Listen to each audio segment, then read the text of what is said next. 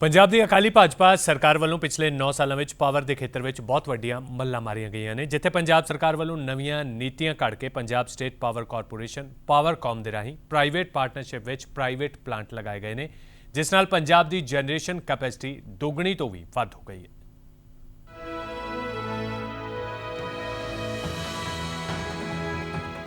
ਪੰਜਾਬ ਦੀ ਅਕਾਲੀ ਭਾਜਪਾ ਸਰਕਾਰ ਵੱਲੋਂ ਪਿਛਲੇ 9 ਸਾਲਾਂ ਵਿੱਚ ਪਾਵਰ ਦੇ ਖੇਤਰ ਵਿੱਚ ਬਹੁਤ ਵੱਡੀਆਂ ਮੱਲਾਂ ਮਾਰੀਆਂ ਗਈਆਂ ਨੇ।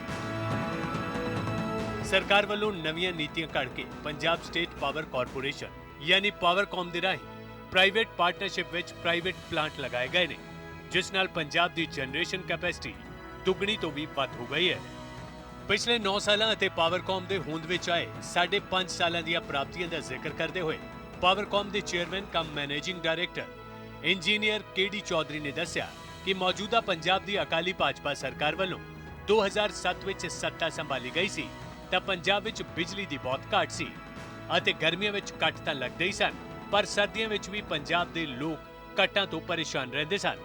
ਜਦੋਂ ਸਰਕਾਰ 2007 ਚ ਪ੍ਰੈਜ਼ੈਂਟ ਗਵਰਨਮੈਂਟ ਆਈ ਹੈ, ਉਦੋਂ ਇਹਨਾਂ ਨੇ ਬਹੁਤ ਹੀ ਪ੍ਰਾਇੋਰਟੀ ਤੇ ਰੱਖਿਆ ਸੈਕਟਰ, ਕਿਉਂਕਿ 2007 ਚ ਪੋਜੀਸ਼ਨ ਇਹ ਸੀ ਕਿ ਸਾਡੇ ਕੋਲ ਇਨਐਡਿਕੁਏਟ ਜਨਰੇਸ਼ਨ ਕਪੈਸਿਟੀ ਸੀ, ਪਾਵਰ ਕੱਟ ਬਹੁਤ ਲੱਗਦੇ ਸੀ।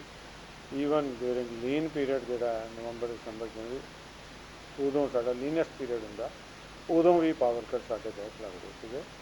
ਪੀਕ 'ਚ ਤਾਂ ਸਾਡੇ ਜਿਹੜਾ ਪੀਕ ਸੀਜ਼ਨ ਪੈਡੀ ਦਾ, ਉਦੋਂ ਤਾਂ ਬਹੁਤ ਹੀ ਜ਼ਿਆਦਾ ਲੱਗਦੇ ਸੀਗੇ।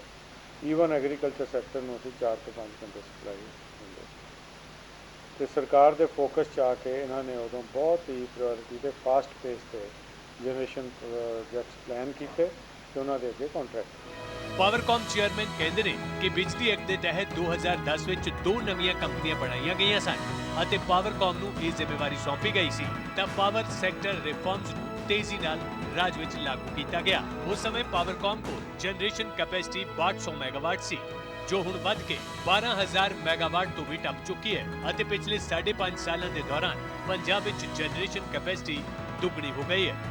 ਪੰਜਾਬ ਵਿੱਚ ਪ੍ਰਾਈਵੇਟ ਸੈਕਟਰ ਵਿੱਚ 3 ਨਵੇਂ ਪਾਵਰ ਪਲਾਂਟ ਲਗਾਏ ਗਏ ਨੇ, ਜਿਸ ਨਾਲ ਪੰਜਾਬ ਰਾਜ ਦੀ ਜਨਰੇਸ਼ਨ ਕੈਪੈਸਿਟੀ ਵੱਧ ਗਈ ਅਤੇ ਇਸ ਦੇ ਨਾਲ ਹੀ ਸੋਲਰ ਪਾਵਰ ਪਲਾਂਟਾਂ ਰਾਹੀਂ ਵੀ ਪਾਵਰ ਦੀ ਪੂਰਤੀ ਕੀਤੀ ਜਾ ਰਹੀ ਹੈ।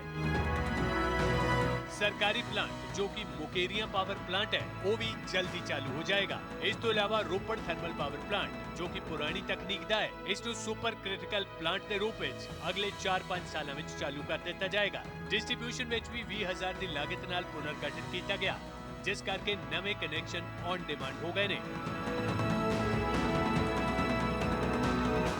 ਪੰਜਾਬ ਭਾਵੇਂ ਪਾਵਰ ਸਰਪਲਸ ਸੂਬਾ ਬਣ ਚੁੱਕਿਆ ਹੈ, ਪਰ ਬਿਜਲੀ ਨੂੰ ਹੋਰਨਾਂ ਰਾਜਾਂ ਵਿੱਚ ਵੇਚਣ ਲਈ ਕੁਝ ਦਿੱਕਤ ਇਸ ਕਰਕੇ ਆ ਰਹੀ ਹੈ ਕਿਉਂਕਿ ਮਾਰਕੀਟ ਵਿੱਚ ਪੰਜਾਬ ਨਾਲੋਂ ਸਸਤੀ ਬਿਜਲੀ ਮੁਹੱਈਆ ਕਰਵਾਈ ਜਾ ਰਹੀ ਹੈ।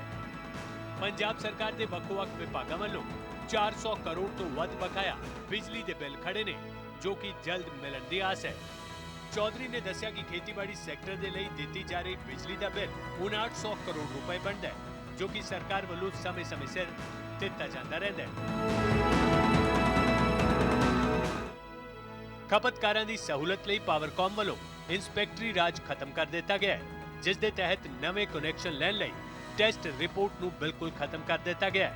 ਭਾਵ ਕਿ ਨਵੇਂ ਕਨੈਕਸ਼ਨ ਲੈਣ ਲਈ ਟੈਸਟ ਰਿਪੋਰਟ ਦੇਣ ਦੀ ਕੋਈ ਜ਼ਰੂਰਤ ਨਹੀਂ। ਇਸ ਤੋਂ ਇਲਾਵਾ ਪਾਵਰਕਾਮ ਦਾ ਕੋਈ ਅਧਿਕਾਰੀ ਲੋਕਾਂ ਦੇ ਘਰੋਂ ਘਰੀ ਜਾ ਕੇ ਲੋਡ ਚੈੱਕ ਕਰਨ ਦੀ ਪ੍ਰਥਾ ਨੂੰ ਵੀ ਖਤਮ ਕਰ ਦਿੱਤਾ ਗਿਆ ਹੈ। ਪਾਵਰਕਾਮ ਨੂੰ ਟੈਕਸ ਸੇਵੀ ਬਣਾਉਣ ਦੇ ਲਈ ਆਈਟੀ ਸੈਕਟਰ ਵਿੱਚ ਮੱਲਾਂ ਮਾਰੀਆਂ ਜਾ ਰਹੀਆਂ ਨੇ।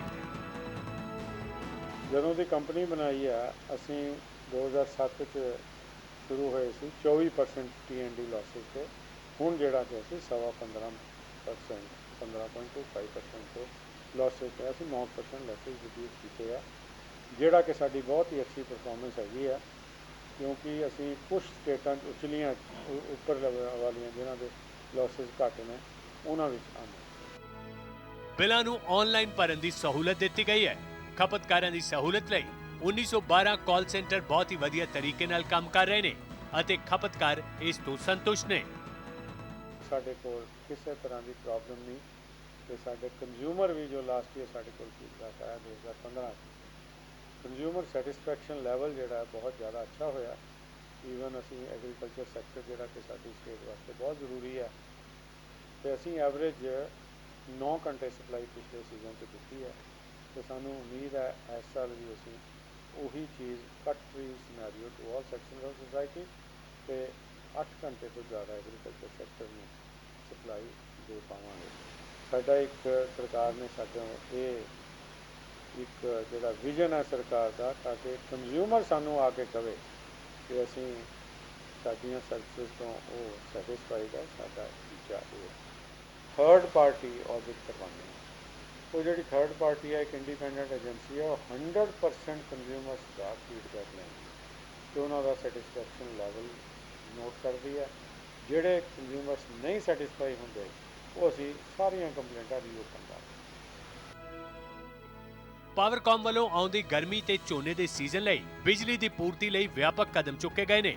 ਉਹਨਾਂ ਵਿਸ਼ਵਾਸ ਦਿਵਾਇਆ ਕਿ ਪਿਛਲੇ ਸਾਲ ਦੀ ਤਰ੍ਹਾਂ ਇਸ ਵਾਰੇ ਵੀ ਗਰਮੀਆਂ ਵਿੱਚ ਪਾਵਰ ਕੱਟ ਨਹੀਂ ਲੱਗਣਗੇ ਅਤੇ ਖੇਤੀ ਸੈਕਟਰ ਲਈ 8 ਘੰਟੇ ਬਿਜਲੀ ਆਸਾਨੀ ਨਾਲ ਮੁਹੱਈਆ ਕਰਵਾਈ ਜਾ ਸਕੇਗੀ।